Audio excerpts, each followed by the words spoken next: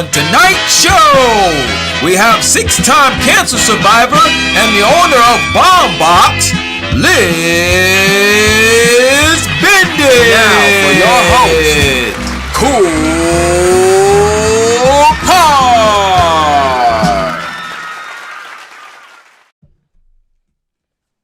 Welcome back, ladies and gentlemen, to the Kickin It with Koolkard show. I am your host, Koolkard.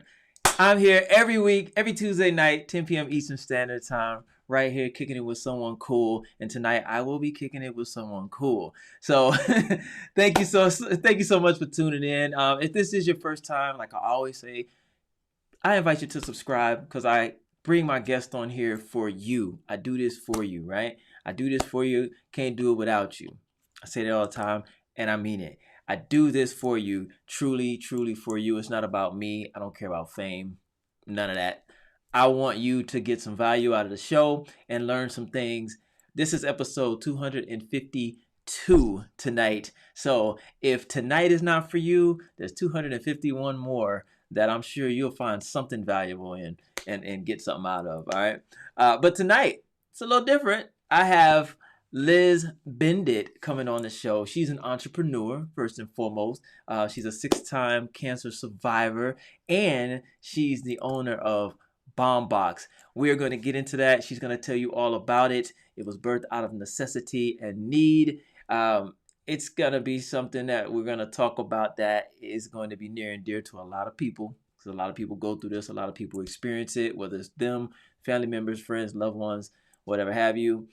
So yeah, stick around. It's going to be a great conversation. I can't wait to dive in. We are back kicking it one more again, and we will kick it again next week. So stay tuned and keep coming back and tell a friend and share the show and all that good stuff. But let's go kick it with Liz. Let's go do it, y'all.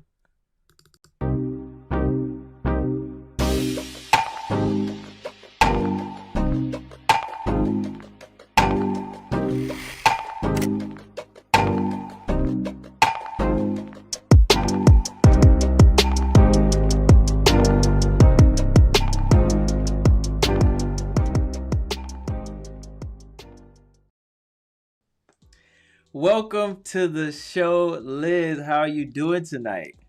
I'm doing great. Thanks for having me. Thank you for being on the show. I really, really appreciate you taking the time out of your night to come and kick it with me, to give us your experience, your story, your journey, your dreams, your aspirations. This is what this show is all about. So I thank you. I do not take it for granted. Believe me when I say that. Really, I believe. Truly. She's like, I believe you. All right. I'm familiar with labors of love. I am. Yes, absolutely. We're going to dive into that because you are doing something great. I really feel like you're doing the work of God, helping other people through your experiences and through your struggles and things of that nature. You have overcome, and I'm happy to be able to say you've overcome and you've overcame, right? Yes, absolutely. Absolutely. So, I start my show off with a prayer. I have to ask, are you okay with that? Because, Absolutely. everybody's faith is not the same, so I just want to be respectful. But if you're cool with that, we're going to go ahead and dive into a prayer, and then we'll get this conversation on the road.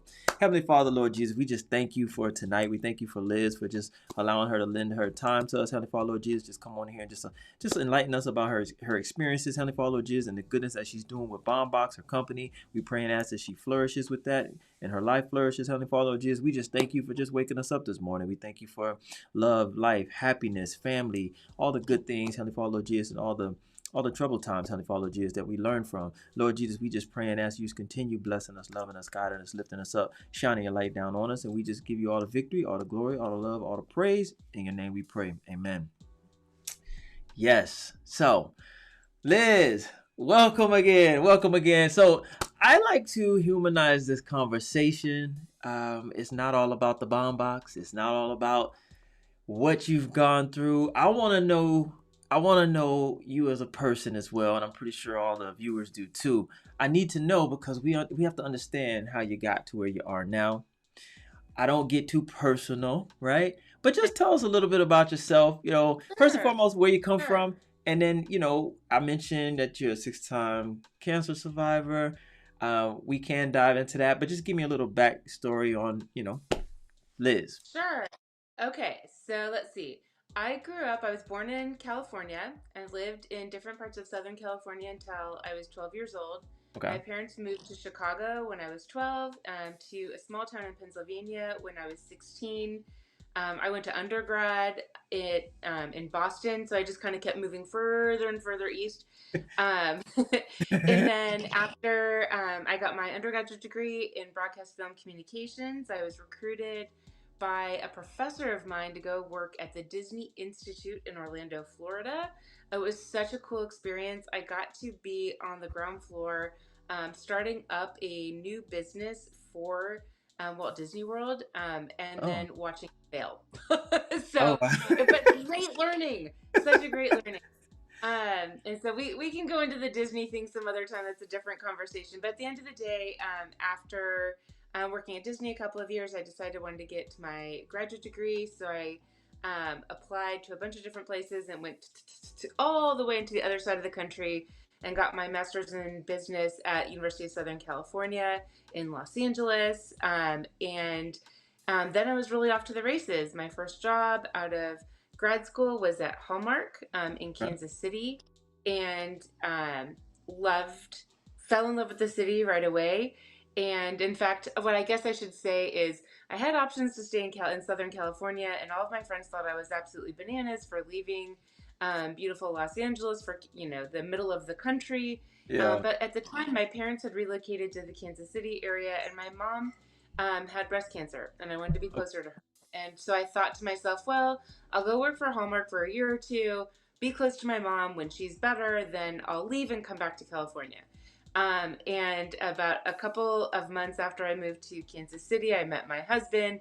My mom is doing great. She was in full remission. Okay, good. And then I decided to stay. And so, yeah, that boyfriend turned into a fiance and then a husband. And here we are 20 plus years later. And two gorgeous children. One's in college, one's in a junior in high school. And, I'm in love with the Midwest and Kansas City. We've talked about the Yes. Chiefs. We're big Mahomes fans and Kelsey fans in Yes. our house. So yeah, that's kind of that's what brought me to Kansas City, and I've been really grateful that I've been able to raise my kids in the Midwest, which I think is just a little bit of an easier place to live and raise a family than maybe some of the coastal cities. And then beyond that, being close to my family. And so, my parents have babysat for my children since they were infants. I mean, even when my daughter was born, my parents would take her overnights on Saturday nights once a month, and my husband and I would sleep in. Oh my Those kinds of God. little things that are so Yes. helpful. What a when you're gift. Totally, and just filling in the gaps, right? I'm sure every single working parent has been through the dreaded "your kid has a fever, you need to come get them" phone call. Right. And my husband and I are both working. I could call my mom or my dad and be like, "Can you please go get the child?" And sometimes they could, sometimes they couldn't, but at least to kind of cover in some of those gaps, it was pretty incredible. So, it's. That's like the 10 Yeah. No. Yeah, you've given me enough. Yeah, absolutely. No, I love it though. I love to hear that. I love to hear the backstory, so we can kind of understand where you are now. So you're planted in Kansas City, all right, and you're not going anywhere. You love Kansas City. That's home. You got your support system there and everything. Yeah. So I do want to talk about, the unfortunate that you've had, like my cancers. Yes, all my cancers. So let's go back. I guess there's a combination of career and cancer, right? And so I, had this master's in business and this focus in marketing. Started working at Hallmark. I found that it was not a great fit for me. It's a very, very conservative, old school organization. When I worked there, you couldn't wear open-toed shoes, and if Really? you couldn't have a bare leg, you had to wear hose panties. Oh I my don't know if God. I'm sure that I think that things have loosened back a little bit, but it was a very, very, very rigid organization. If you know me, like, woof, that was rough. And so I ended up leaving Hallmark to go work I was employee number 3 at Bluetooth Wireless Technologies, which was amazing. Wow, okay. I got a bazillion frequent flyer miles, traveling all over the world. Is such a cool experience. Got a little tired of all that travel. Went to go work at an ad agency here in Kansas City. So a little less travel, but still really great experience. Was there for about 5 years. Found that I got recruited to go be VP of marketing in-house at a commercial finance company, and then decided that that was better for me. I enjoyed making my own decisions versus making recommendations to clients that would sometimes listen and sometimes not. Right. So, and then worked for a couple different companies. So all throughout that, I got married while I was at Bluetooth. I got married when I was at Hallmark. I had both my kids when I was at the ad agency, and then, kind of different career paths kind of matched up with kind of where I was in my, with, raising our family. And when I'm trying to go back in 2000, my very first cancer was in 2009. That's what I read on. And my daughter was 3, and my son was 1. And that was a melanoma on my thigh, and it was crazy. That was when the doctor said it's either if it spreads to your lymph nodes, you have less than a year to live. If it doesn't, you just need to wear extra sunscreen. Like, that was, those were the options. Okay. In sunscreen or death. So luckily it hadn't spread, and I became obsessive over sunscreen and hats and swim shirts, and my poor children had to go to the pool as little toddlers, like just covered head to toe. Yeah. Because I was so Let obsessive. me ask you, with like the skin with skin cancer, do you have to do like the chemos and all that, or it's just kind of like? I didn't. So because it hadn't traveled to my lymph nodes, the idea is that once they cut it out, it's gone. So as long as it hasn't traveled anywhere, you're good. So that was, they did take out a chunk of flesh, Right.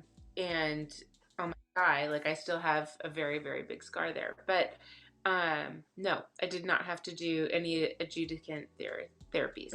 How did you? So after the I'm sorry. How did you know that it was Yeah, there? right. Like, what were the symptoms? I had none. My mom still takes credit for this one. It was over the summer. We were at the swimming pool, and I was holding, when you're babies, my son was 1, Mm. and he had kind of just fallen asleep on my chest, and he was a very bad sleeper. So if he was asleep, I wasn't moving, right? Like, that Right. was it. Yeah. And I was in this very weird contorted position. I was like kind of holding my knee up to kind of lock him into place, so I wouldn't have to like actually physically keep him in place. And my mom was studying my thigh, and she said, I really don't like the look of that mole in your thigh. You really need to get it checked out. And it's so specific to that position I was in, because, like, my thigh normally wouldn't be at her eye level, but it was because of like this, wonky position I was in holding the baby that she noticed, and she nagged me. Like, I just blew her off, and she kept, texting and calling and saying, "Have you made an appointment? Have you made an appointment? Here's the phone number from my dermatologist." Like, she was just really, really aggressive about it. And just to get her off my back, I made the appointment. I really thought she was being ridiculous, and lo and behold, it was a very serious melanoma. So yeah, my mom saved my life. Wow. Yeah. And so Thanks, did Mom. the mole look abnormal or anything, or did it look like a regular mole? I don't know what a regular mole looks like. I think that anyone should look at their moles. What I've been told is that if it's not a perfectly round mole, if there's anything wonky about it, if it looks like it's kind of bleeding around the edges or not exactly cylindrical, that's something to have checked out. I mean, I am not a doctor by any stretch of the imagination. So certainly, anyone, if you're ever worried about a mole, it cannot hurt to go to the dermatologist and have them take a peek at it. But I don't even my know. understanding is that, What is a mole? I mean, I need to go and look that up. I need to Google that. Like, what is a mole? We all see them and it's like, oh, it's a mole. But we like, what is a mole? Right? And what is a mole? What is it from? It never even occurred to me, as someone like with 8 million freckles and my very fair skin. I just have always had a lot of weird skin things, so I just don't pay attention to them, right? Like I can't tell a difference between freckles and moles, either. So I'm the wrong one to ask. You got to have a doctor on here to answer that question. I'm gonna go and research that. Yeah, I've never thought about that. So Just hit me today. Like, what's a mole? yeah. Yeah. So all So right. So anyway, go ahead. about a year after that, yeah. So after that whole crazy experience, about a year later, I was getting a regular mammogram, and I started young. I started at 35 because my mom, like I said, was a breast cancer survivor. So at the time, they said, okay, if you have breast cancer in your family, you should start your mammograms younger. So at 35 or 36, I went to go get my mammogram, and they didn't like the look of it. And so when I came back, anyone that's had to do any kind of secondary appointment, what they do is they have you lie with your arm over your head, and the doctor is just feeling your boobs all over, just getting right in there. And she started with her hands kind of traveling up my neck, and she started feeling these things in my neck, and I was like, this is so weird. I thought that you wanted to see like this lump in my breast, like what's going on? Right.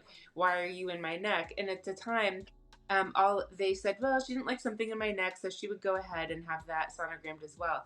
And what's so funny is at the time, whatever was in my breast was like a nothing. It was just a, no big deal, weird, anomaly stuff. But it turned out that I had thyroid cancer. Wow. So the abnormal mammogram gave me, led to the diagnosis of my thyroid cancer, which is completely crazy. The Wow. thyroid cancer itself is not nearly as fatal or as fast moving as the melanoma. When I had melanoma, I went to the dermatologist on like a Thursday. I'm trying to remember the exact cadence. Like a Thursday, Monday they called to tell me my results. Friday I had surgery. Like it was like, like they just were not going to wait around. When I was told that I had thyroid cancer, like, okay, well, we'd like you to have a surgery in the next 2 months, and we want you to do these labs ahead of time. And like there's all this time, and at the time it was really frustrating because I was like, oh, I have cancer, get it out.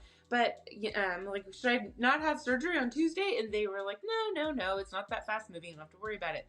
And in the end, it was such a gift to be able to actually plan and not have to just upend your life with like 4 days notice. Right. So that was really, in some ways, you learn from all these different experiences. The downside of the thyroid cancer is that they released me from the hospital, and I was still feeling some after effects of the surgery, but I was anxious to get home.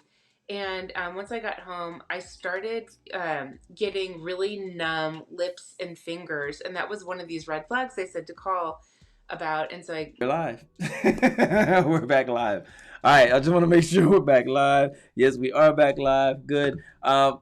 If anybody's watching, I just had an internet outage, so we're back. But we can resume this. Where were we at? You were saying, I think you were saying the thing about your lips started burning or something like that, and then you had to go. Yeah. So after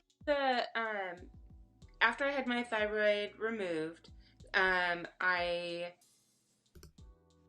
was released from the hospital, and I was going into what's called hypocalcemic shock.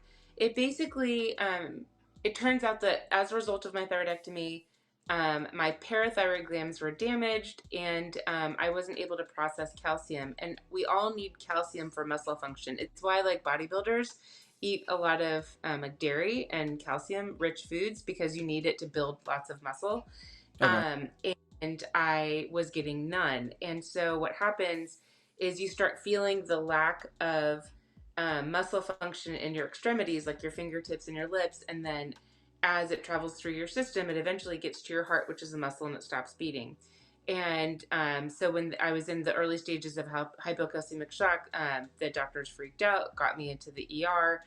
It's so rare. They needed to give me IV calcium, but like it's such a rare side effect that there isn't like they keep bags, in IV bags full of IV calcium. So there was a nurse standing there with a vial, and she was acting like a human like drip until like they could actually get some, and it was kind of crazy. Anyway, so I was in the hospital for a couple of weeks while they were trying to figure out how to get me on a drug protocol that would make me not need calcium through an IV, because that's not a great way to live. And eventually got it figured out. It was not fun. I was very, very sick when I left. It took me a long time to get better. And one of the things that I learned from this whole process is you got to start trusting yourself, right? So here I was, 6 months out, still seeing, and the same endocrinologist, and I was so tired all the time. Like, I felt like there was just this weight on my head and my back constantly. And I was complaining to him that, like, I'm always, always tired. Like, are we sure this isn't clinical fatigue? Something is wrong with me. I'm so tired all the time. And he's like, you're a working mom. Working moms are always tired. And he blew me off. And in the back of my head, I was like, you're just not hearing me. So in the back of my head, I was like, yeah, you're fired. I didn't say it out loud. I just said it quietly to my head. And then I started looking for a different endocrinologist in the Kansas City metro, and did some research, asked around, and found that the endocrinologist that was the best and the one that I wanted to see had a year-long wait list. And so I signed up for the wait list and waited for cancellation, while concurrently I went to go see this crazy MD lady, and she was a little cuckoo. She had an MD, but she ran a health spa, and she looked at my labs and she said, this is very reminiscent of somebody that is celiac. Why don't you try dropping gluten and see how it goes? And 6 weeks later, after dropping gluten, I felt like I had woken up. And it was just another sign that I think that I don't think it should be all or nothing, right? I'm very, very grateful to all of my surgeons and in the traditional medical community for saving my life. I think all those things are really important. And yet at the same time, I also think that holistically, there are plenty of things that we can do to make ourselves better, whether it's through, that are non-prescription tools and non-traditional tools. So just changing my diet made this huge difference.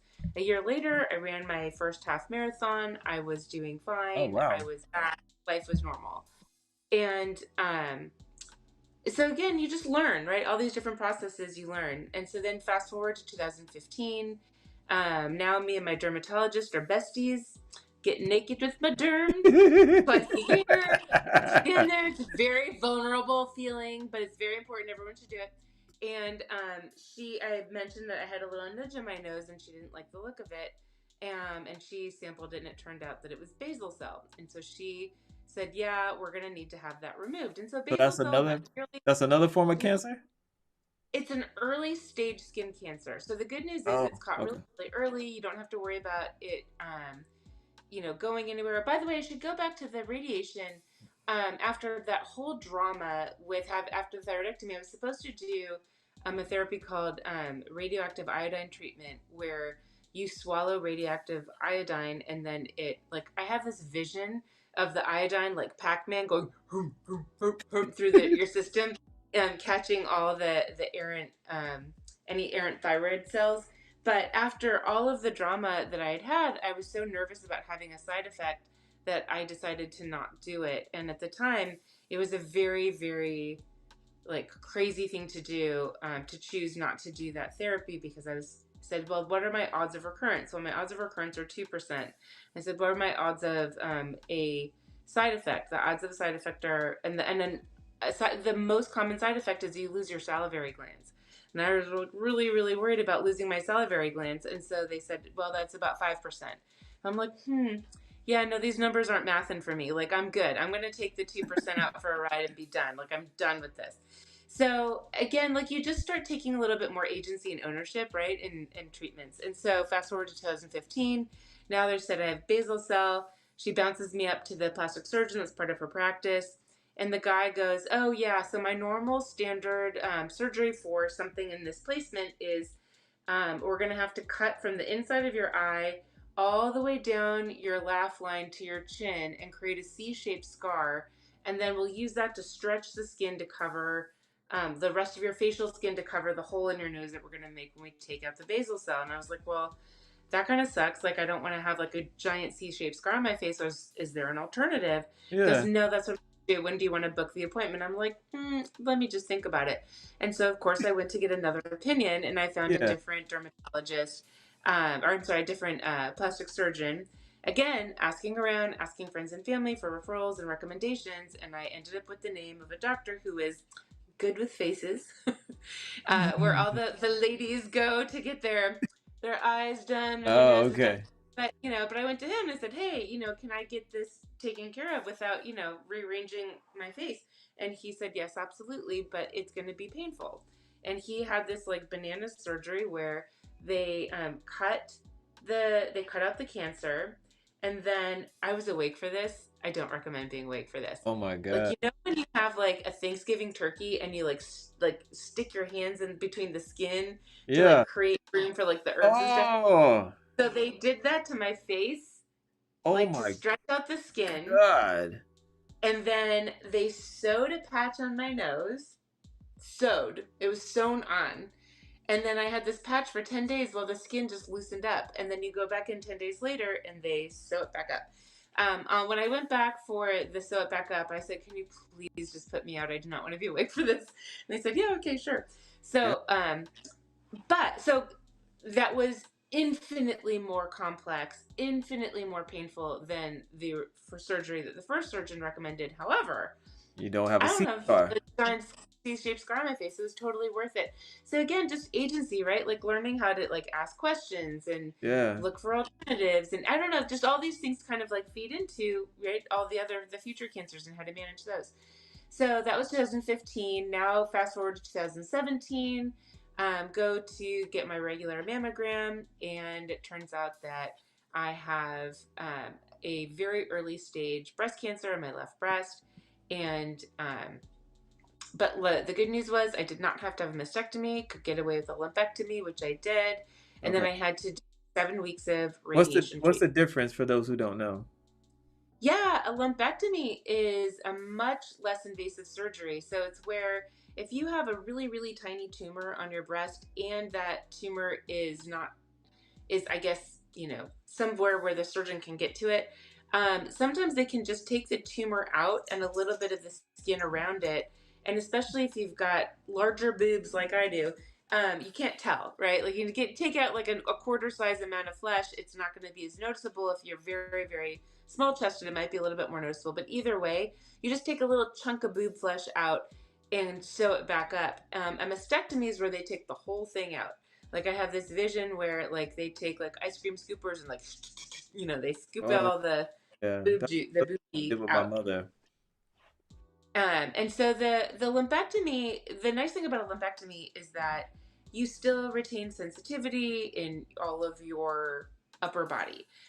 When you have a mastectomy, you lose all the sensitivity. Like it's just a weird. It On that doesn't have. side, though, right? Yes, yeah. If you have Okay. a double mastectomy, then both Then have both. no more feeling. And that goes for like not to be all like TMI for your people that are watching, but that includes your nipple too. So like even if they can leave the nipple intact, they look good, but they are they have no, all the nerves are gone. All the nerves. So there's, yeah, So it's it's, just strictly cosmetic at that point. yes, Oh yes. man. And so I did the lumpectomy because I was, not anxious to have the mastectomy if I could avoid it. Right. And then I did the radiation, and I went into my radiation oncology appointment to schedule them. They said, "Oh gosh, you're so young, you're so healthy, you run. This is going to be no big deal. Make all your appointments first thing in the morning. That you're just going to breeze right through this." So I went in really arrogant. I went in thinking like it was going to be a no big deal process, and it turns out that it was a big deal, and I had every single possible side effect. Not only did my skin burn, then first it turned red, then it turned purple, then it turned black and fell off. Like it was, Oh my I goodness. lost skin. They had to stop multiple times and let my skin heal because I couldn't handle it. I was suffering from horrible fatigue. Like it was just a very, very exhausting experience. That And what was because so of frustrating, radiation? yeah, Radiation? from the radio, Okay. yeah. And so what was so frustrating from that whole experience was here I was just really, really suffering. And what I needed was like an ice pack that wouldn't leak through my clothes, or like lotion. I was going through just ungodly amounts of lotion trying to stay hydrated, and lip balm because I was just dry all the time. And what people were bringing me was a lot of pink stuff, right? Because it's breast cancer, so you get a lot of pink hats and t-shirts, and my tatas tried to kill me tote bags, and just a lot of stuff that's very well meaning. But in the moment, I didn't want any of that. I wanted useful tools. And so that was just really frustrating. And that is where really the idea for the Balm Box kind of took place. And so it really wasn't until, but once I was done with all of, those treatments, I was just anxious to get back to life, right? I was done. I wanted to move on. And it wasn't until the pandemic hit in 2020 that I had the idea for the Balm Box, this idea of functional caregiving or functional care packages, that I thought, well, maybe I'll play around with this idea. And so, because all of a sudden, I was at home like everybody else and not going anywhere. And I didn't have, to drive my daughter to a 3-day volleyball tournament or run my son back and forth to tennis lessons or, like all those things, right? Yeah. Life all of a sudden stopped. And I had this, all of a sudden, this surfeit of time. I didn't know what to do with it. So, because I'm a marketer and that's my background, I wrote this insanely long survey. It took like 40 minutes to complete, and it went down multiple paths. So if you'd previously had cancer, it asked you a series of questions about your experiences having cancer and some things that you wanted and needed while you were going through treatments and things that you might like to receive as a gift. And when you and then a whole series of questions, if you hadn't had cancer, have you purchased a gift for a cancer patient in the past 18 months? And if so, what'd you buy? And because it was a stay-at-home order, and because, people were bored and looking for stuff to do online, it went viral and collected almost 600 responses, which for my marketing geek side, it's statistically valid. So, which was pretty cool. And so when you ask cancer patients, what are some things you want and need when you're going through cancer treatments, they're all functional. Like when you ask them to rate items on a scale of 1 to 5, with 1 being low, I don't want this, and 5 being yes, absolutely, the top performing items were all useful. Lip balm, lotion, ice packs, fleece blankets, right? Things that you really are going to use. The items that got the lowest scores across the board, nobody wants this crap. Kicking Cancer tote bags, Kicking Cancer coffee mugs, worry stones, inspirational poetry, right?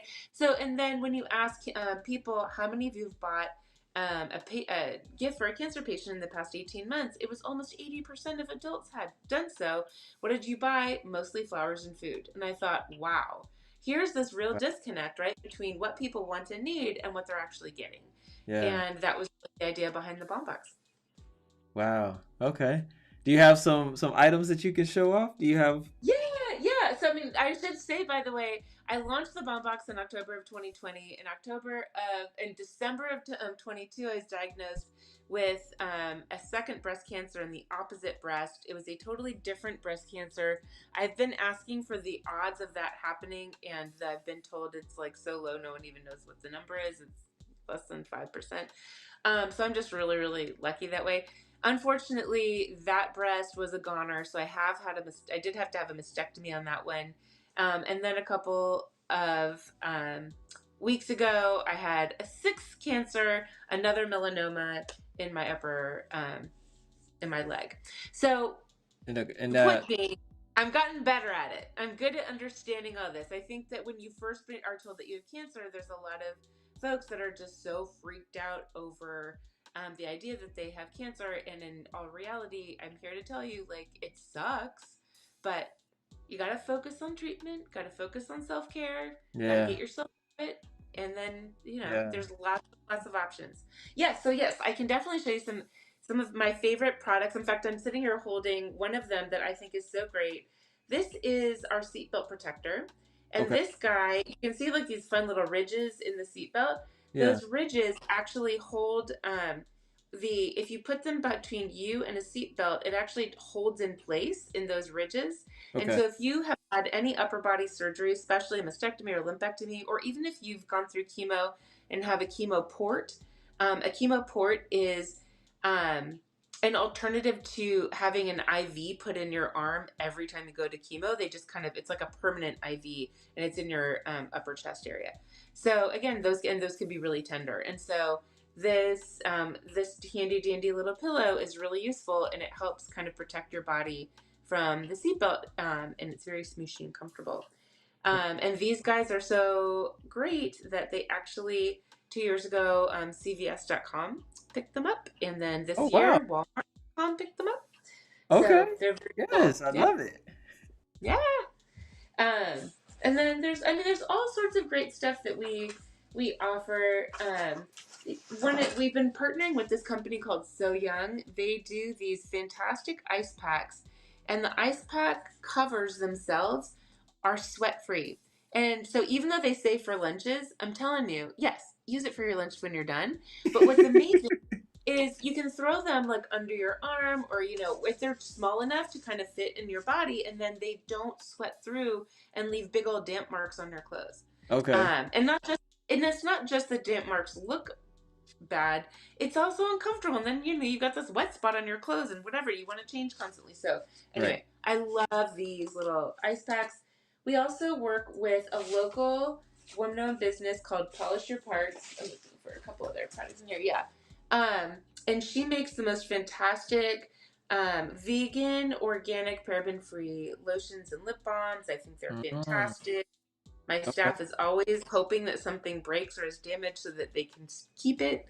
Um, so yeah, lots of like those are all sorts of functional things that go in our care packages. We just are very excited. We just launched our latest box is the liver cancer box. We've been working with American Liver Foundation on Okay. developing this box for liver cancer patients. And 15% of the proceeds of those boxes go to ALF, or American Liver Foundation. So lots of cool stuff that we're doing. Yeah, that's wonderful. I saw something about you were working with. I don't know if you're working with, but I saw I think on your Instagram it was like AARP. Are you working with them or anything like that? Are you working with No, I'm not working with hospitals? them. It's actually a funny story. The journalist from AARP is a woman whose mother was undergoing breast cancer, and received a Balm Box from another family member, and everyone in the family was blown away by how smart and clever and useful it was. Were all of our very specific breast cancer products in there. And she thought it was such a cool idea. She looked into the company and looked me up and said, "Oh, I wanted to write an article about that." And so that's how. So it was just a story Ah, about the okay. box, yeah, in AARP magazine. That's great, man. Bringing about that awareness. Like, how are Yeah, you? Have you worked with like any hospitals? Like doing anything with I haven't. hospitals? I haven't. The closest we've gotten right now is we have a relationship with Gilda's Club here in Kansas City. Okay. Gilda, are you familiar with Gilda's Club? It's such an incredible organization. It No, was I started by haven't. Gilda Radner. If you remember Gilda Radner from, the 70s. Gilda Radner was this brilliant, hilarious comedian. She was I think she was the first, don't quote me on this, but I think she was the first actor hired for Saturday Night Live.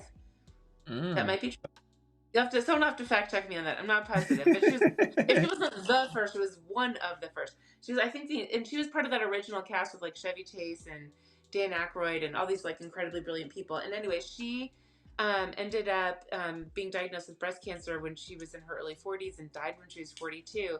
But her whole point of view was that nobody should have to face cancer alone, and that so much of cancer treatment is about support and your support system. And so she started something called Gilda's Club, the joke being, this is the welcome to the club that nobody wants to join, or, welcome to the club. Right. And so she started a Gilda's Club, and there are regional Gilda's Clubs all over the country supporting breast cancer patients. And now I think all cancer patients in their area. And they do, everything from community cooking classes to yoga for mastectomy patients to helping people navigate, trials, clinical trials, medications, the whole nine, social work, the whole nine yards, and support groups. And they're just a super, super incredible organization. The Balm Box, I was so excited. The first 2 years that we ran our business, we ran at a very, basically break even. And then we started making a little bit of money. And so this year I was really, really proud that we were able to sponsor be a gold sponsor at their annual fundraiser, and have a kind of a bigger relationship and the ability to give back. It's really very gratifying. Yeah, absolutely. Absolutely, man. I would love to just see it everywhere because so many people like yourself need those things, those essential things that they're not. And at the time, someone may just be that sick that they really can't express what they need, and for somebody like you to come I along. think that I think the hard part too is until you're going through it, it's really hard to know what you're going to need. And Yeah. then when you get this box, the feedback that I get from so many cancer patients was, I never would have thought of that, but it's so useful. I Yeah. don't have one with me right here. Do I? I don't think I do. But like we have another pillow that fits under your arm for mastectomy patients. One of our newer products is a drain holder. So Oh, when you leave from either any upper body surgery these days, they send you home with these drains sewn into your body. It's pretty gross. oh And wow. are the drains end with this bulb, and the bulb fills with like all the goo that your body is flushing out, and Spelling then it. you have to the goo. It's all red and goopy, and it's pretty Oh, vile, yeah. and it's super gross. And so what they do is they give you these safety pins to pin the drains to your clothes, which the pins themselves tear your clothes because they're really big, and B, like I'm not sure I'm supposed to pin this to when I'm in the shower. And so Right. I developed this drain holder, which is like a lanyard that's adjustable with little clips on the end that clip Smart. to the J drains or the bulbs, and it keeps them just hands free. And so I'm really, really proud of that product, and also available on CVS and Walmart and BalmBox.com. So, yes, so Yes. lots of innovation coming our way. Yes, I love it. I love it, man. Keep thriving. Keep continue doing what you're doing because I absolutely love it. Thank I've my mother, she passed away from cancer, so I'm very yeah, I get it. And I've you. had a lot of You're people. I had a going to lot of lose your. people in my family who's yeah passed from that, so I It's so understand. common. I want to say, Siobhan said today something about how like 1 in 3 adults in the US will end up with some form of cancer or another. Like it's in the ether. Yeah, Certainly, I know what the facts for breast cancer are super common. I want to say 1 in 8 women will have breast cancer in her lifetime. So it's just, I think as these things, and what's great about cancer to a certain extent nowadays, as I understand it, is that rather than searching for a cure for cancer, there's been a lot more medical research on ways to treat cancer, and that those have been far more successful than the cure, yeah, which as far as I know doesn't exist yet. And so the treatments are extending lives in ways that we hadn't thought of, and which is amazing and wonderful. But I will say the treatments suck. They're miserable. It's yeah, really tough. You're signing yourself up for a certain amount of torture yeah, for especially for chemo for a really long time until you can flush the cancer out of your system. So um, as much as I am grateful for these treatments and for my life and longevity, at the same time, like I think that there are things that patients can do to help themselves feel better. And I do think one of the things that we hear from cancer patients all the time is how you feel so helpless. And I think when you receive a bomb box full of non-prescription kind of creative items like, oh, someone sent me lotion, lip balm, and cuticle oil. Like what? right, And you realize and a lunch and an ice pack that's for lunches. What are you talking about? And then you realize, hey, this stuff is actually. I mean, it's not going to cure me, but it's certainly going to make me feel a little better. And yeah, then you have some agency, right? It's a little bit of feeling like you're taking some amount of control over your situation. And I think that lack of control, or at least the ability to give a patient just the feeling, a little bit of the feeling that they can take some control over their treatment plan, I think is really important. And that agency, I think, um, it has actually medical benefit. There's a lot of research on how patients with positive attitudes have better outcomes. yeah, So, I mean, anything that gives you that better, that positive attitude yeah. is going to Yeah, help you. absolutely. I really feel like if you have a strong mind about it and you don't let your mind go, yeah, that's more than half the battle, honestly, with the treatments that's Totally. And I think that, and like you and I can say that logically that makes sense, but I'm saying it's been clinically studied, which is, I think, what's so fascinating. So, like, scientists can prove it. right. Yeah. What is it? Did you ever undergo chemo or only radiation? I didn't. I didn't. I've been really, really lucky. I have not had to do chemo yet. Knock on wood. Yeah, thank goodness. Yeah, because that chemo is something. It's So rough. It is it's so, really rough. so rough. Yeah. Yeah, and that is, I'm when I got there's something called an oncotype score, which basically is this. They look at um, the genetic markers of your tumor or tumors, like it was in my case, and they looked at those, and they basically can predict with a certain degree of accuracy the benefit you would get from chemo, and then give you a score. And if your score is, and it depends on for me, it was based on my age and health. So they said if my score was at or over 20, I would need chemo. Mm. And then if you're a little older, they might push that to 25, right? So the score kind of depends on a variety of factors. But for me, 20 was the bogey. And I was so nervous that it was going to come back like 19 or like something like really, like, we're not sure. Maybe you should, maybe you should. And it Right. came back 12. And I was like, all right, Yeah. don't need it. There's absolutely no benefit. Yes. Fantastic. Not complaining. Yes. So right now, are you? I mean, I don't want to. Yeah, I'm cancer free. Well, other than this stupid thing on my leg, but yeah. Okay. All right. Cool. I don't want to go, overstep or anything, but yeah, good. No, it's all good. Okay. I talk about it openly. Okay. It's all Yeah. good. No, the only thing that sucked about I had it's on my calf. Can't see it online, but I had another melanoma on my calf, and I was really frustrated because after all of my latest breast cancer, I really wanted to run another half marathon, and I was in the middle of training for it, and then I had to have a surgery, and I wasn't allowed to run for 6 weeks, and I'm still only allowed to go in smaller, shorter runs. So, unfortunately, I will not be doing a half marathon in 2024. In due time. In due time. Yes. But I will say, it sounds like a lot of the treatments that you've had to undergo really didn't slow your lifestyle down too much, did it? I mean, in the moments they did. I'm breezing past a whole lot of misery, but yes, Okay. I think there's nothing. Yes, I've been very good at continuing to move on and trying to maintain a sense of normal. I think it's been, in some ways, one of the greatest gifts being a working mom, because you have, and I, by the way, have a phenomenal, amazing, supportive husband. I have my parents in the area. Like I have the most incredible girlfriends. I have just this phenomenal support system that has seen me through a lot. And so I'm just really, really, that has allowed me to maintain a sense of normalcy through all of these things. And even I've had some incredible employers that just were incredibly gracious and generous about giving me time off that I needed in order to heal. I've just been very blessed by the generosity of so many people in my life to help me monkey through my treatments. And I'm very aware of how lucky I am. All along my husband works for T-Mobile, which is a very big Fortune 500 company, which means we have phenomenal health insurance.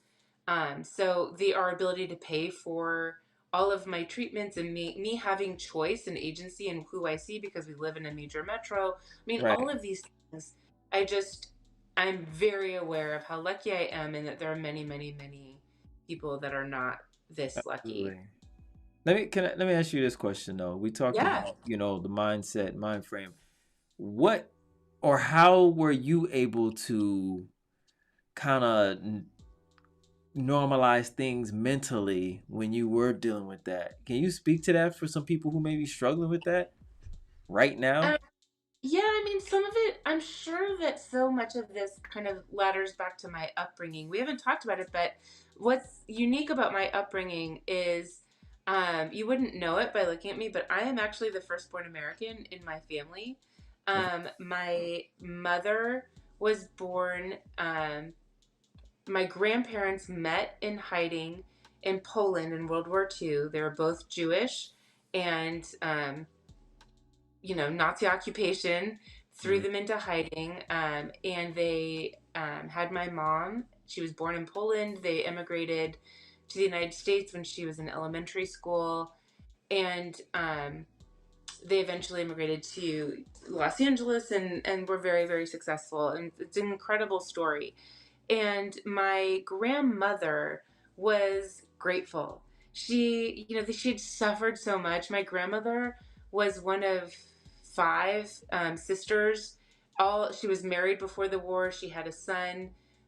All of her sisters were married and had children.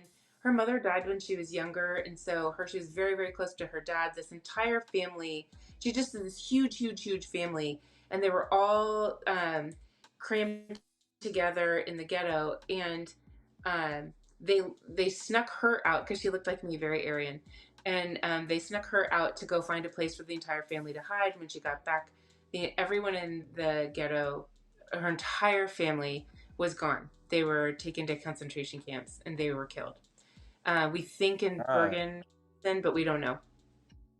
And my grandfather had a much smaller family. He and his sister and his mother were in hiding. That's where he met my grandmother. It wasn't until my grandmother could confirm that her husband and child were dead that she married my grandfather. So basically what I'm saying is my grandmother lost everything. I mean, everything. They came to America with the clothes on their back, and my grandmother was joyful. She was happy. She was so grateful for the second life that she was given, for her daughter, for her grandchildren. And my grandfather was bitter. He was mad at the world until the day he died. He felt like the world owed him something for everything that he had suffered through. And I think that that's always stayed with me. Like, there's no bonus points for being angry, right? Like my grandmother's example of choosing joy has always set that example to me. So I don't know. I think there's something to that. Like, don't get me wrong. I have moments of bitterness. Like, I do, absolutely. But I think that my grandmother's perspective was very, very. It sunk in. It was very, a big part of my formative years. Yeah, I think just being human, the bitterness will creep in. It'll try to creep in, but I think if you just remain gracious and grateful, you know what I mean? Yes. Yeah. That's what. Yeah, that was my grandmother's, and my grandmother that was her legacy, and it's such a good one, you know?